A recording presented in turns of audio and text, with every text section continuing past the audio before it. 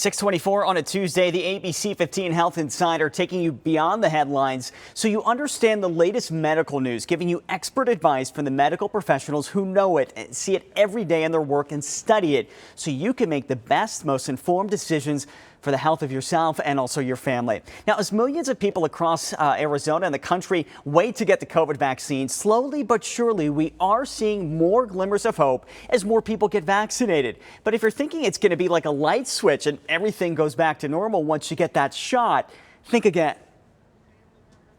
Across Arizona and the country, people are rolling up their sleeves, getting a shot in the arm, and hoping this is the key to finally returning to some sense of normalcy. State Farm Stadium is currently Arizona's only 24/7 COVID-19 vaccination site.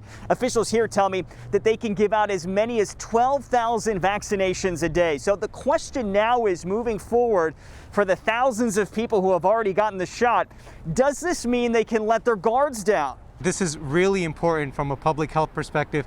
Your behavior doesn't change.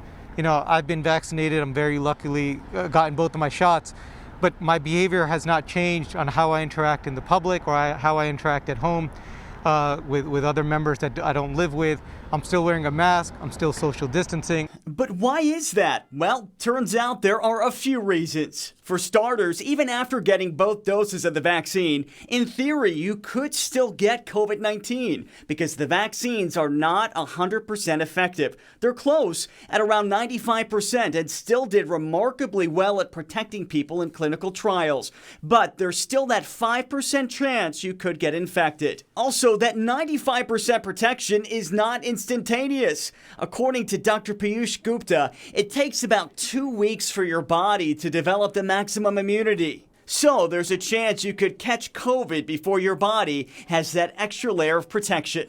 And finally, researchers still don't know if a vaccinated person who doesn't get sick could still be a COVID carrier and pass along the virus to someone else. Well, we don't know if we're not going to spread it. You know that you won't catch it, but the trials haven't said, can you spread it to someone else that isn't vaccinated? So that's why it's important.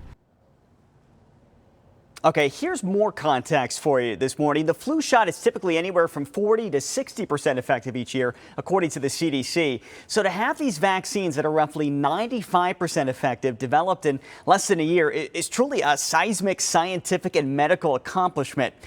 Do you have a question you want one of our ABC 15 Health Insiders to answer, or maybe there's a story you think we should look into? Email us at healthinsider@abc15.com.